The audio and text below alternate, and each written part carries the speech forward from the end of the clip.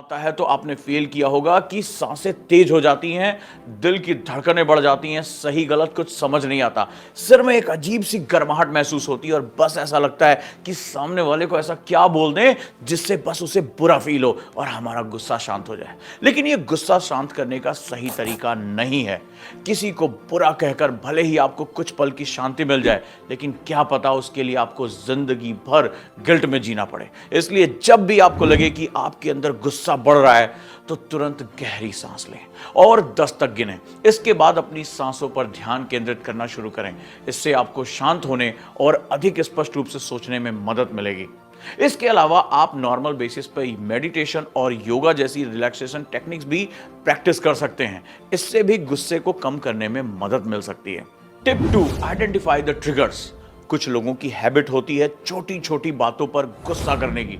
वो दिन में 24 घंटों में से 12 घंटे तो मुंह फुलाकर ही बैठे रहते हैं। आप में से भी बहुत से लोग होंगे, लेकिन आपको इतना गुस्सा आता किस बात से है? क्या आपने कभी सोचा है गुस्सा आने के पीछे रीजन क्या है? क्या वो रीजन वाकई में गुस्सा होने वाला है? कभी अच्छे से इस बात पर गौर करिए। दोस्तों, गुस्सा आपका दुश्मन है जो आपको नुकसान पहुंचाता है। इसीलिए अपने दुश्मन को पहचानिए, उस ट्रिगर को पहचानने की कोशिश करिए जिसके कारण आपको गुस्सा आता है। एक बार जब आप जान जाएंगे कि आपके गुस्से का कारण क्या है, तो आप सिचुएशन से निपटने के लिए स्टेप उठा सकते हैं। Tip number 3, take a break and go for a walk. दोस्तों, कई बार जब हम काम या पढ़ाई में इतना ज़्यादा बिजी हो जाते हैं कि बाहर निकलने और घूमने टहलने का वक्त ही नहीं मिलता, और यही चीज़ें हमें बोर करती हैं और फ्रस्ट्रेशन होता है जो धीरे धीरे गुस्से का रूप लेता है। इसलिए अगर आप शांत रहना चाहते हैं और अपने गुस्से को काबू में रखना चाहते हैं तो ब्रेक लेना शुरू करिए। ब्रेक लेने और टहलने जाने से आपको अपना दिमाग साफ करने और शांत होने में मदद मिल सकती है। जब भी आपको लगे कि आपको गुस्सा आ रहा है तो ब्रेक लें, बाहर नेचर खुली हवा में टहलने जाएं। Tip number 4, communicate effectively.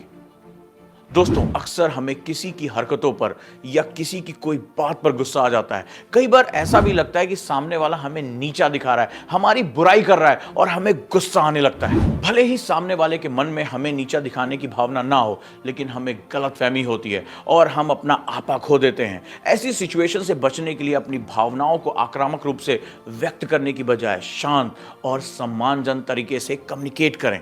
जब आप इफेक्टिवली कम्युनिकेट करते हैं तो आप गलतफहमियों और विवादों से बच जाते हैं। इसके अलावा अपने गुस्से को रोकने के लिए आप किसी ऐसे व्यक्ति से बात कर सकते हैं जिस पर आप भरोसा करते हैं। जब भी आपको लगे कि आपको गुस्सा आ रहा है तो अपने किसी दोस्त या परिवार के सदस्य से बात करें, क्योंकि कई बार हमारी जो गलतियां हमें नजर नहीं आती वो हमारे अपने हमें समझाते हैं और दिखाते हैं। Now tip number 5, practice gratitude, यानी कृतज्ञता का पालन करें। यह आपको थोड़ा इरेलेवेंट लग सकता है, लेकिन ग्रैटिट्यूड आपके एंगर को कम करने में आपके लिए पावरफुल टूल है, क्योंकि जब आप उन चीज़ों पर फोकस करते हैं जिनके लिए आप ग्रेटफुल हैं तो ये आपका ध्यान उन चीज़ों से दूर कर सकता है जो आपको गुस्सा दिला रही हैं।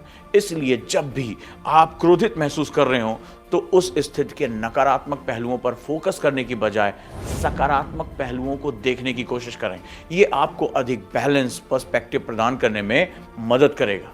दोस्तों, याद रखिए, क्रोध एक सामान्य भावना है, लेकिन इसे ठीक प्रकार से प्रबंधित करने के लिए प्रैक्टिस और पेशेंस की गहरी आवश्यकता होती है।